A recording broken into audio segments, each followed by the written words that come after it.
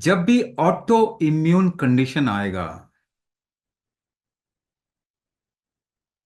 तो क्या होगा। बार बार इम्यूनिटी ऊपर उठ रही है तो वो ऐसे एंटीबॉडीज क्रिएट करती है। उसको लगता है कोई खतरा आ गया जी, कोई तो दुश्मन आ गया, मारना है उसको। तो एंटीबॉडीज क्रिएट करती है।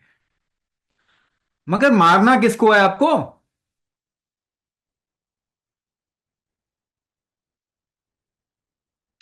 वो तो आपने इंटरनली ऐसा खतरा क्रिएट कर दिया जिसको बॉडी भी फ्लश आउट कर रही है। आपने कोई दवाई खाई, 95% of your medicine is thrown out by the body,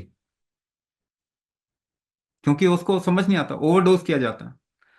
dose titration समझिए, इसको आसान भाषा में समझो। 500 मिलीग्राम पैरासीटामोल आपको खिलाया जाता है, right? So doctor rights 500 milligram paracetamol, 500 milligram. Now how much you need, आपको जरूरत कितना? Just 5 milligram, just 5 milligram. So why 500 milligram? Because 495 milligram your body will throw out.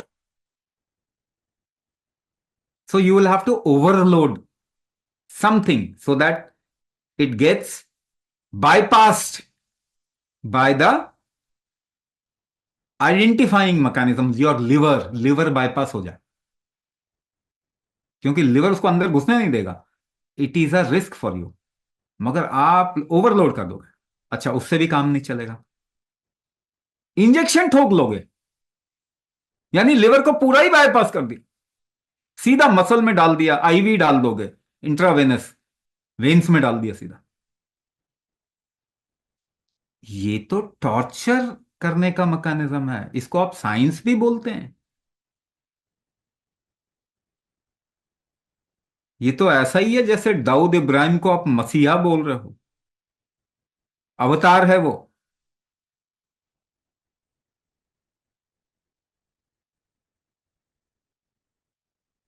आप तो टॉर्चर कर रहे हो, तो टॉर्चर कर रहे हैं जब शरीर को, तो बार बार बार बार एंटीबॉडीज जो इस खतरे को, क्योंकि शरीर का तरीका तो एक ही है ना, वो तो इम्यूनिटी को ही हाई करके इसको हैंडल करने की कोशिश करेगा। उसको नहीं मालूम ना कि आप क्या कर रहे हो उसके साथ। उसका तरीका जो वैसे ही करेगा ना। ऐसे मान के चलिए कि एक अंधा, आंखों से ना देखने पाला एक पा सकता है एक छोटा बच्चा, वह आंख से देख नहीं सकता, तो आप उसके इर्द गिर्द में आवाज करते हो ठक ठक ठक, तो उस तरफ जाने की कोशिश करता है, पकड़ने की कोशिश करता है। क्योंकि उसकी तो आंखें नहीं है, उसको नहीं मालूम आप क्या करने वाले हो, तो डरेगा। तो वो जो कर सकता है वो करेगा, आपका शरीर वही कर सकता है, तो वही करता है। पर हम तो और भी शातिर है ना। हम कहते हैं ऐसे नहीं करेगा तो उसको ऐसे मना लेंगे, इधर से पकड़ लेंगे, उधर से पकड़ लेंगे, उसके हाथ पांव ही बांध देंगे। अब कर लो जो करना। तो आप इंट्रामस्कुलर इंजेक्शन डाल देते हो, मसल में इंजेक्शन ले लेते हो, आईवी का ड्रिप लगा देंगे, उसके अंदर दवाई डाल देंगे। लीवर बाईपास, खत्म करो लीवर को। तो हर एक का लीवर कॉम्प्रोमाइज है इस वक्त में। क्या बोल रहा हूं, हर एक का लीवर कॉम्प्रोमाइज है इस वक्त में। आपका T3 T4 लीवर में ही कन्वर्ट होता है।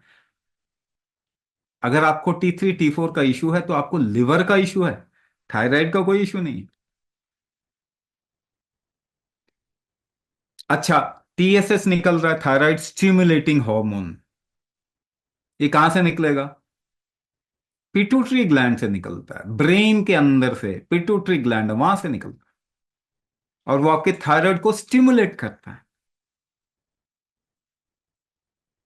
तो सपोज कीजिए कि आपका शरीर ने ये देखा कि ये TSH बार बार निकल रहा है, और TSH कहां जा रहा है? थायराइड ग्लैंड में जा रहा है, यहीं से खतरे की घंटी बज रही है।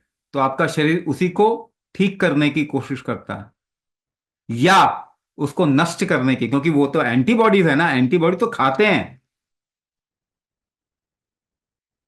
तो आपके थायराइड ग्लैंड को खाना शुरू कर दिया, कौन सा लग रहा है यही खतरा है, क्योंकि आपका शरीर तो एक ही तरीके से काम करता है ना। तो इसको थायरोइडाइटिस बोल देंगे या किसी बंदे के नाम पे हाशिमोतो बोल देंगे। अच्छा है जापानीज नाम है, फिर भी थोड़ा सही लगता है। नहीं तो फिरंगियों ने तो सारी दुनिया को अपने नाम पे डाला हुआ है। सबसे मूर्ख प्रजाति।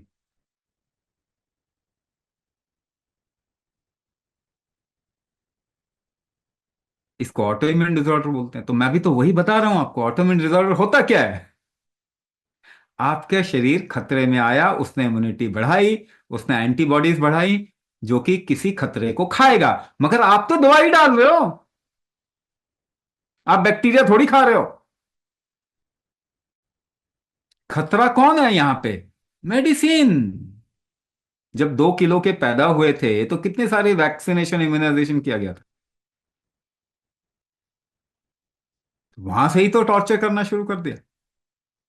मगर because the body is a robust mechanism, it can handle risk, it can handle many many kinds of difficulties, so it is still alive. You are alive, इसका मतलब आप जिंदा हैं, तो इसका मतलब शरीर को शाबाशी दो थोड़ा, कि after your torture you are still alive. कमाल का गैजेट है ये। तो इसको कुछ भी बोलिए आप, कैसे भी घुमा फिरा के लेके आओ, ये मैं बता रहा हूं, इसको समझने की कोशिश करो, बहुत आसान है समझ। आप बहुत आसानी से समझ जाएंगे। अगर आप 40 मिनट तक अपने आप को खुश रख सके, 40 मिनट तक अपने आप को खुश रख सके, तो आपका इम्यून सिस्टम 1 हफ्ते के लिए सेट हो जाता है। अगर आप 2.5 घंटे अपने आप को खुश रख सके, 2.5 घंटे खुश रख रख सके, तो 1 साल का सिस्टम सेट, 1 साल तक सिस्टम सेट हो जाएगा। अगर 4.5 घंटे खुश रख सके तो जिंदगी, जिंदगी भर के लिए ठीक हो जाओ।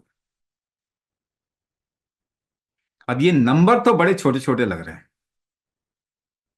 बट क्या मालूम है आप 1 मिनट तक भी अपने आप को खुश नहीं रख सकते। ये हमेशा फ्लक्चुएट करता है। 1 मिनट की खुशी, मतलब वो खुशी की लहर 1 मिनट तक टिकनी चाहिए आपके अंदर। आपके ना रोंगटे खड़े रहने चाहिए 1 मिनट तक।